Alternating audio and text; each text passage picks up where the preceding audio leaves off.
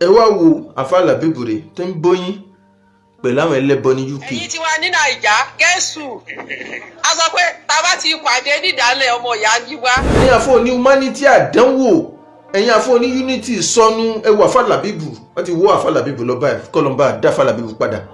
ó ní kó padà kó lọ apologize, ó lóun lè kó wá bá Muyideen tó bá jẹ́ Muyideen ló bá fẹ́ lò tó bá nífẹ̀ẹ́ rẹ̀ ṣe bíbí tí Muyideen bá lọ bí tọ́kọ bá lọ níyàwó tẹ̀lé lọ.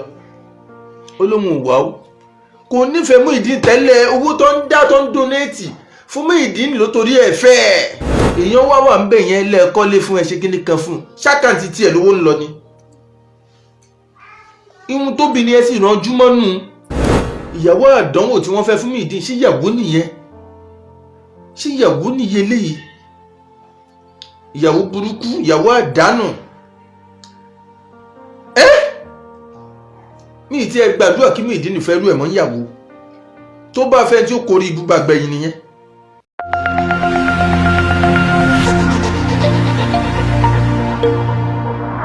ẹ wá wo àfáà Làbíbù rẹ̀ tó ń bóyín pẹ̀lú àwọn ẹlẹ́bọ ní UK. ẹ̀yin tí wà ní Nàìjà gẹ̀ẹ́sù a sọ pé tá a bá ti pàdé nídàálẹ̀ ọmọ ìyá jíwá. this is ọmọọba Ṣẹ́kẹ̀ Òkò àti àfáà Sheikh Labib Lagbaji ní London.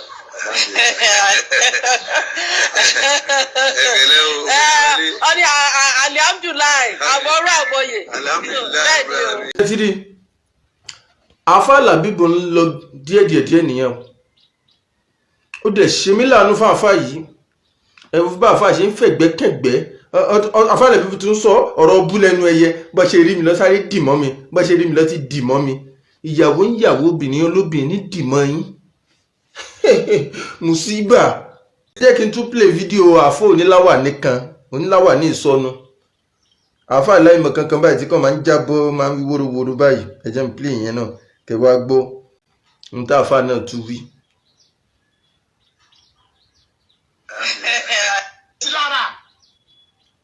Tilara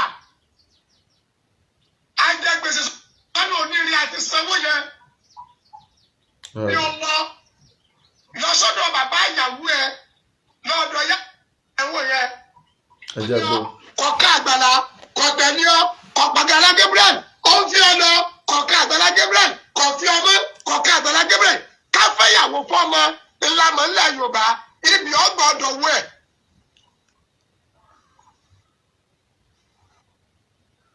ibi ọgbọ̀dọ̀ wọ rẹ̀ ẹsẹ̀ wẹ́nì wọ́n pa odidi màálù ẹ̀rọ ńlá bí omi ọgbà donation ọgbọ́ ọ̀yọ́. ẹ gbọ́ gbogbo ohun kátikẹ́tì tá a fáyín sọ. ó ṣe wedding, ó pa màálù, èrò lọ bí omi, nǹkan kọ́lọ̀ kó ṣàánú wa. ṣé ìyàwó ni Muyideen fẹ́? ẹni tó lọ ṣe court wedding ṣerú Muyideen nìyẹn lẹ́ lọ ṣe court wedding fún? court wedding kedere orí ibú ìbàjẹ́ ní máa ń kó báyàn nú ayé. kò sí dẹ̀dẹ̀ nínú court wedding. gbogbo tó wà ń bẹ̀ obìnrin ní favour. Islam lòdì sí totally. Mùsùlùmí tí ó bá fẹ́ káyé òun bàjẹ́ kó má try ẹ̀. court wedding tí Muyideen ṣe aburú ló jẹ́ fún gbèsè ayé ẹ̀. irú ẹ̀ làfáà yìí afúnláwà ní àdánwò yìí. can you see? nígbà tó ti ń sọ̀rọ̀ tó ń praise Àgbàlá Gabriel tìrì yó ọ̀tá Islam tiwa. tó sì rí àwọn mùsùlùmí tó ti wọ́ lọ ṣọ́ọ̀ṣì ẹ̀. La ilaha illallah. Dàgbà! látara bẹ́ẹ̀ wọ́n wá nífẹ̀ẹ́ yín, wọ́n ń wọ yín mọ́ra, wọ́n fún yín lẹ́bùn. Mr. Kẹ́hìndé Àgbàlá Gabriel òun ló ṣe kí ni ó fún wọn ní ó fáwọn lówó káwọn fi dá sí mọ́ṣáláṣí yìí torí pé ń kí yín kú iṣẹ́ pé ẹ̀ ń tàbùkù ẹ̀sìn, ẹ̀ ń tàbùkù mùsùlùmí, ọmọ ìyá yẹn ń gbógun tàwa mùsùlùmí, ẹ̀ ń gbè lẹ́yìn àwọn. ó dá àyà Kùránì bí tọ́lọ́run ti sọ pé inna dina inda Allah il-Islam ibo lẹ fi ṣiṣẹ́ lè kó tiẹ̀ báyìí nígbà tẹ́tí ń gbowó lọ́wọ́ wọn.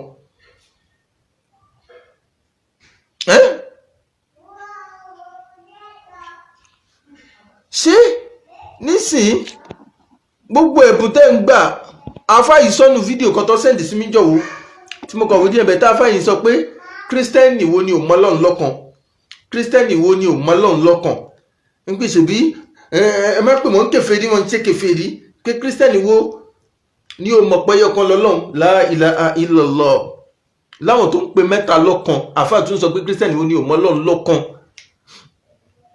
gbogbo sọkúsọ tẹ́ ń sọ yìí ni wọ́n rí nínú wọn fi ń dùn lọ́ fi ń fún yín lẹ́bùn lọ́ ń fún yín lówó owó yẹ̀pẹ̀ owó típà 5 owó sìmẹ́ǹtì 5 owó àdánwò lẹ́ ń gbà owó tí ó gbé yín wọná wọ́n fún yín léléyìí torí pé tàbùkù ìsìláàmù ẹgbógun tàwa mùsùlùmí ni ẹ jẹ́ kó rí yín ó pé ẹ̀yin àfọ́ ní humanity àdánwò ẹ̀yin àfọ́ ní unity sọnù ẹwà Afálábíbù wọ́n ti wọ́ Afálábíbù lọ báyìí kọ́lọ́mbà dá Afálábíbù padà. Sincerely speaking Afálábíbù ní ìdí àdúrà wa mùsùlùmí ẹgbù gbogbo sọkúsọ tàfà yìí máa ń sọ ibi tó ti ń bẹ̀rẹ̀ nìyí ẹ ti rí báyìí ọ̀rọ̀ mi ò ní pọ̀ lẹ́nìí ẹ wà fáyì tẹ bá rí bí ṣe ń tàbùkù Muyideen bó bá ti bọ́ tàbá àmà sọ̀rọ̀ Muyideen àmà gbógun ti wà tá jó pé ká mú ọmọ ẹni ká fa mọ́ra agbógun ti wà sọ̀rọ̀ sí Muyideen nìní ìyàwó àdánwò tí wọ́n fẹ́ fún Muyideen ṣé ìyàwó nìyẹn ṣé ìyàwó nìyẹn léyìí ìyàwó burúkú ìyàwó àdánù mi ti ẹ gbàdúrà kí Muyideen fẹ́ rú ẹ̀ mọ́ ìyàwó tó bá fẹ́ tí ó kórí ibú bá gbẹ̀yìn nìyẹn ẹni tí ó kórí ibú bá Muyideen mú nìyẹn Muyideen pè pé kó máa kóbọ̀ wá bọ́ọ̀mù tó bá jó ń lufẹ́ ó ní láyé òun ò lè wá àfi kí Muyideen padà kó lọ bẹ̀bẹ̀ kó lọ apologize fún tani ìyẹn ní kò ń padà sóko ẹrú tó ń fòun ṣẹ́rú tó ń fọ tọ́lẹ́ẹ̀tì ó ní ẹ̀ kí wá ní ṣé ìyàwó nìyẹn tó lè máa dúró sí kọ́kọ́ máa fọ tọ́lẹ́ẹ̀tì ẹni tí ò tó lọ́jọ́ orí kó máa fọ tọ́lẹ́ẹ̀tì ẹni tí ò tó lọ́jọ́ orí la ilaha illallah ìyàwó àdánwò ó lóun ní kúrò ń bẹ́ẹ̀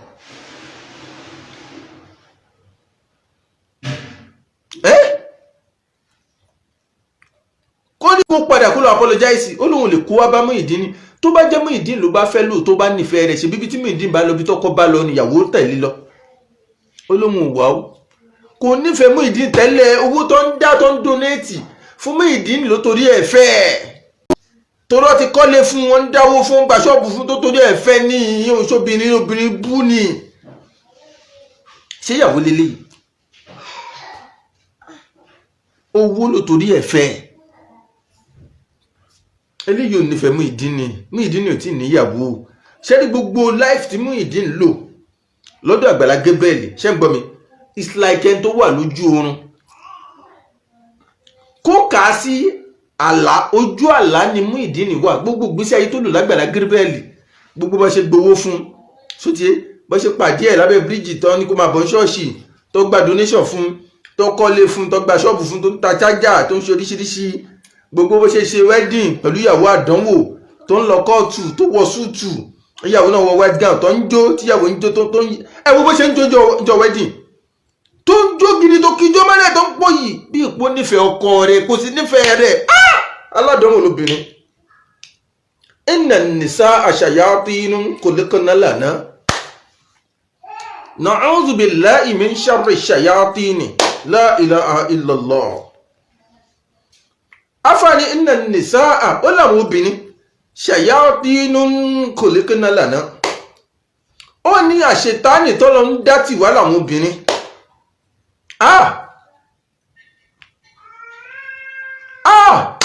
ó ládẹ́wò tọ́lọ ń dá tì wá láwọn obìnrin ṣetánì tọ́lọ ń dá tì wá níwọ̀n na'udhu billahi min sharri shayatin afani ẹja máa fọ́lọ́n wáṣọ kúrò ń bí aburú ṣetánì nínú àwọn shayatin lè ń sì nínú àwọn shayatin lè ń sì láwọn ìyàwó tá ń fẹ́ sílé wà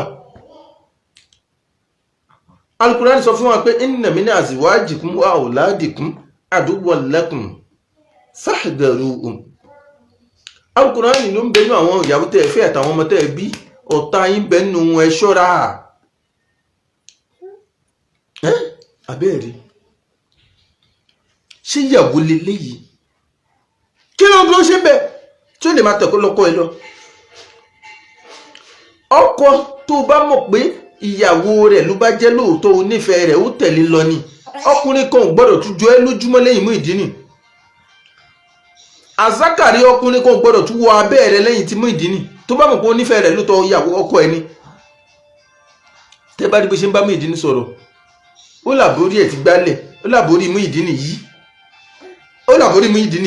ó ní ṣe kò ṣe pé Muyideen mẹ́mu yó mo gbọ́rọ̀ ẹ̀ láyé mi wa alaikum salam. ṣé ìyàwó leléyìí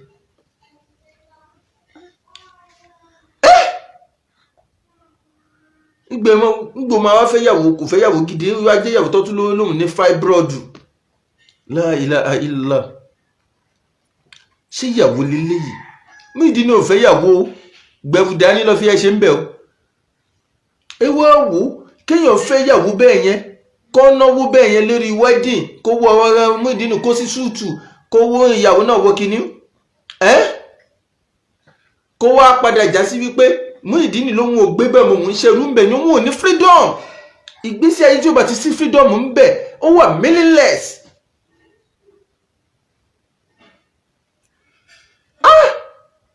wo kò sí tó lè nínú ayé tó bá ti ní freedom you have nothing. tó bá ti ní freedom. Nnamdi Kanu òun ló wà ní custody àwọn kìíní látijọ́ yìí àwọn DSS látijọ́ yìí yẹn. Nnamdi Kanu wà látìmọ́lé látijọ́ yìí kò ní freedom kò ní access sí gbogbo tó ní bákàǹkà àti ẹ̀ kò ní access sí kò ní access sí mọ́tò kò ní access sílé kò lè ríyàwó kò lè rọ́mọ kò lè sùn síbi tó bá wùn. bí Nnamdi Kanu ṣe wà yẹn the only problem tó ní presently òun náà ni pé freedom. ó ti yé ẹ̀bá ti sọ pé problem kan ṣe tó wà ń gbé sẹ́yìn lọ́wọ́ báyìí nìyẹn. tó bá bí pé kí ni nǹkan tó fẹ́ bó ṣe máa gain freedom ẹ̀ ní màmá wa ló máa sọ. bẹ́ẹ̀ náà lọ́pọ̀lọpọ̀ àmì èèyàn tó kò jẹ́ billionaire tó bá ti ní freedom you have nothing. èèyàn wà ń bẹ̀ yẹn lẹ́ẹ̀kọ́ lé fún ẹ ṣe kí ni kan fún ṣákàǹtì tiẹ̀ lówó ń lọ ni. ihun tóbi ni ẹ sì ránjú mọ́nú. ìwúmọ̀ wá gbádùn ọkọ tó torí ẹ̀ máa dá owó tó torí ẹ̀ kọ́lé wọn a máa jìyà wọn ò ní freedom. wọ́n ń ṣe ọkọ ẹ̀ báṣubàṣu wọ́n ń lù bí ẹran wọ́n ń na gbogbo ẹ̀yìn ẹ̀ fàyà inú ìwọ́dẹ̀ ń dùn olórí burúkú obìnrin ni ẹ́ olórí ìbú ni ẹ́ ó dẹ̀ ní jèrè ó padà ráre ni wọ́n mú obìnrin òfò yìí. Muyideen ní máa bọ̀ wọ́n máa dáná fóòmù tó bá jẹ́ ìyàwó ń bá ní ẹ lóòótọ́. ó ní àwọn lẹ́gbàá fọlọ́ ń ṣọ́ ajígíní kọ́ lọ wáyàwó fún ẹ̀ náà àwọn èèyàn lè fún ẹ ìyàwó ni bóyá sọ nìyẹn obìnrin òfò yìí. àwọn ọmọ tó tún wá padà sọ ó ní kí Muyideen padà kó máa bọ̀ nínú ìgbàlà kó wá gba Jésù sáyé ẹ̀ padà.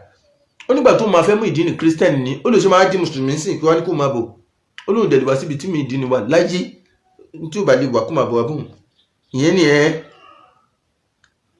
ó ní kó lọ apologize kó lọ bẹ̀bẹ̀ kó máa lọ bẹ̀bẹ̀ káàkiri la ilaha illallah. ó dájú pé obìnrin olórí ibú ni ẹ́ obìnrin òfò. irú obìnrin jákujàku báyìí ní àwọn àfáà yìí ń sọ̀pọ́ọ̀tì yáyá olórí ibú ọmọ òfò ó rí péjì ẹ̀ àwọn kírísítẹ̀nì ti kún bẹ́ẹ̀ jìbà àwọn oníṣẹ́ṣẹ́ ẹlẹ́bọ ti kún bẹ́ẹ̀ jìbà ọmọ òfò ọmọ àdánù sọmọ ní yáyá olórí ibú ọmọ. ẹ kò jẹ́ problem fún wa nínú Islam. ṣé ti yé wá rí báyìí àfáà yìí wá ń bọ́ ta ẹgbọ́n tó wá ń sọ kí ìyàwó Muyideen máa gbé sí condition pé kó lọ bẹ̀bẹ̀ kó lọ apologize kó padà máa bọ̀ tó bá jẹ́ bí Muyideen ló fẹ́ ṣàgbàlá Gabriel ló fẹ́ ni ṣé ṣọ́ọ̀ṣì ló fẹ́ ni ṣé ilé tọkọ síbẹ̀ ló fẹ́ ni ṣé ṣọ́ọ̀bù níta chájà ló fẹ́ ni Muyideen ló fẹ́ ọkọ ẹ tó fẹ́ ọkọ ẹlẹ́jọ́ ní business ibi tó bá lọ ló tẹ̀lé lọ kó sí tó kàn pẹ̀lú tó kù.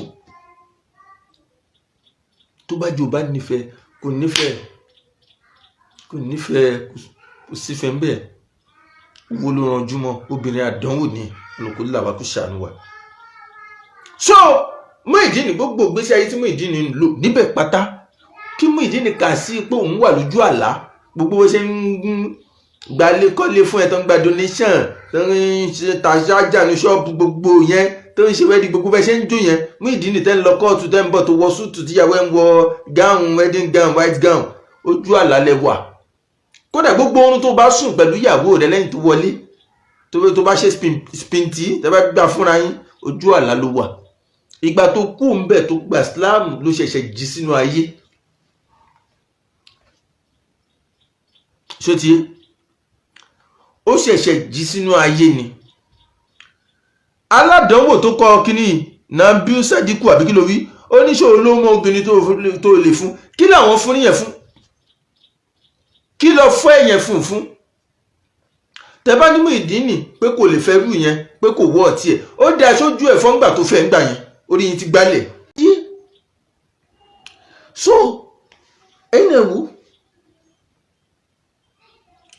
divorce ní gbẹ̀yìn yín Muyideen ojú àlá ló wà gbogbo ìgbésí ayé tó lò lágbàlá Gabriel pátá ojú kí ló wà ojú àlá ó ṣẹ̀ṣẹ̀ jí sáyé báyìí ni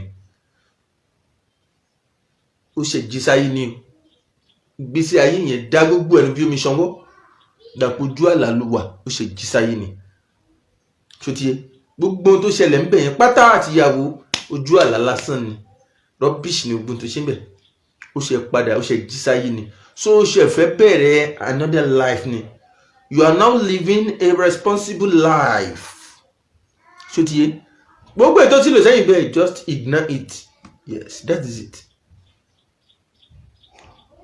bó ti jẹ́ nìyẹn ọ̀rọ̀ mi ò ní jù báyìí lọ.